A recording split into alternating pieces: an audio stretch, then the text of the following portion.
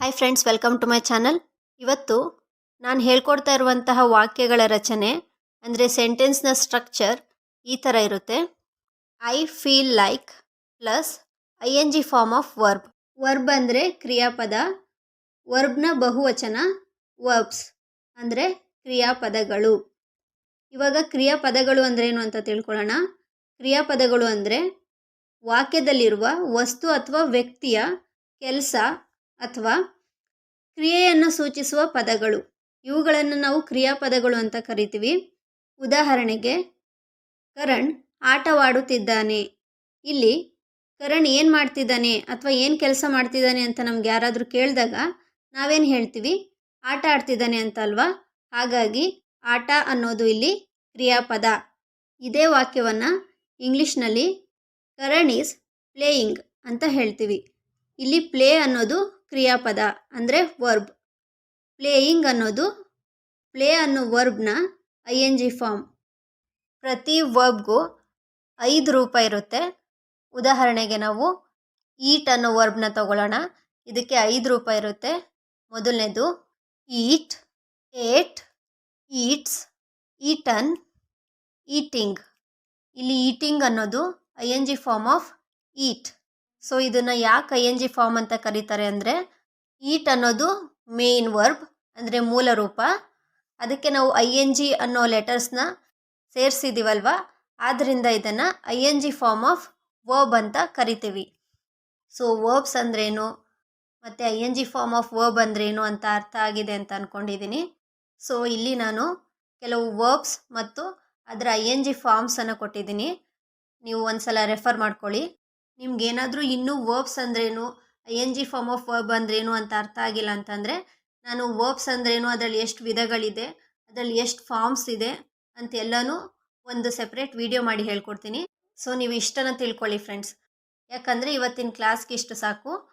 ಇವತ್ತಿನ ವಿಡಿಯೋ ಶುರು ಮಾಡೋದಕ್ಕೂ ಮುಂಚೆ ನೀವೇನಾದರೂ ನನ್ನ ಚಾನಲ್ಗೆ ಹೊಸಬ್ರಾಗಿದ್ದರೆ ಪ್ಲೀಸ್ ನನ್ನ ಚಾನಲ್ಗೆ ಸಬ್ಸ್ಕ್ರೈಬ್ ಆಗಿ, ಮತ್ತು ಈ ವಿಡಿಯೋ ನಿಮ್ಗೆ ಇಷ್ಟ ಆದರೆ ಪ್ಲೀಸ್ ಲೈಕ್ ಮಾಡೋದನ್ನು ಮರಿಬೇಡಿ. So let's start. ಇವತ್ತಿನ ಮೊದಲನೇ ವಾಕ್ಯ, ನನಗೇನಾದರೂ ತಿನ್ನಬೇಕಂತ ಅನ್ನಿಸ್ತಾ ಇದೆ. I feel like eating something.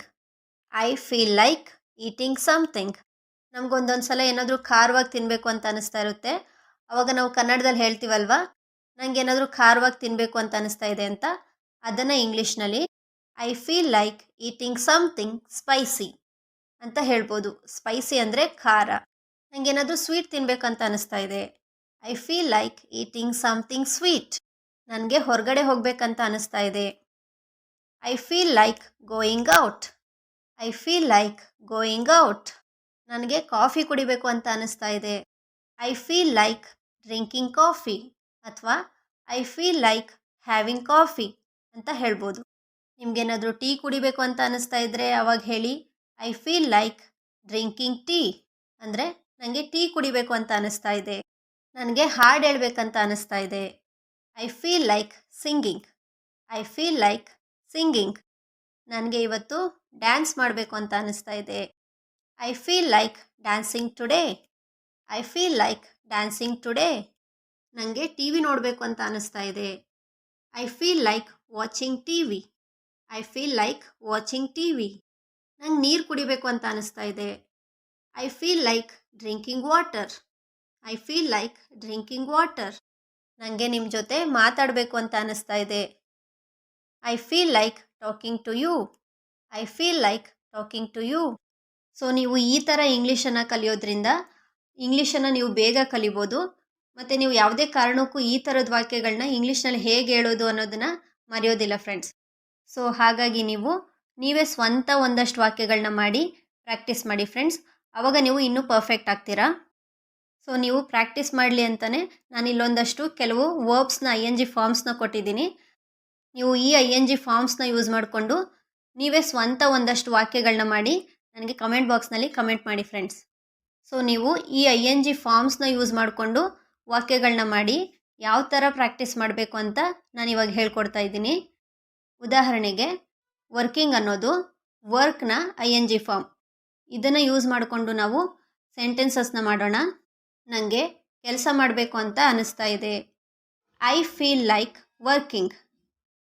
ಅವ್ರಿಗೆ ಕೆಲಸ ಮಾಡಬೇಕು ಅಂತ ಅನಿಸ್ತಾ ಇದೆ. They feel like working. ನಮಗೆ ಕೆಲಸ ಮಾಡಬೇಕು ಅಂತ ಅನಿಸ್ತಾ ಇದೆ.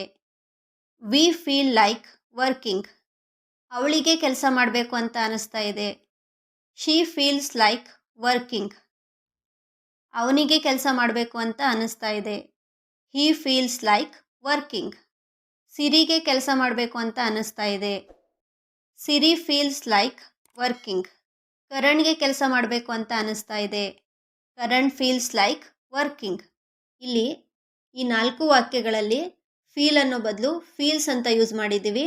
ಯಾಕೆ ಅಂತಂದರೆ ಶಿ, ಹಿ, ಸಿರಿ, ಕರಣ್ ಇದಿಷ್ಟು ಥರ್ಡ್ ಪರ್ಸನ್, ಹಾಗಾಗಿ ಫೀಲ್ ಅನ್ನೋ ಬದಲು ಫೀಲ್ಸ್ ಅಂತ ಚೇಂಜ್ ಆಗಿದೆ.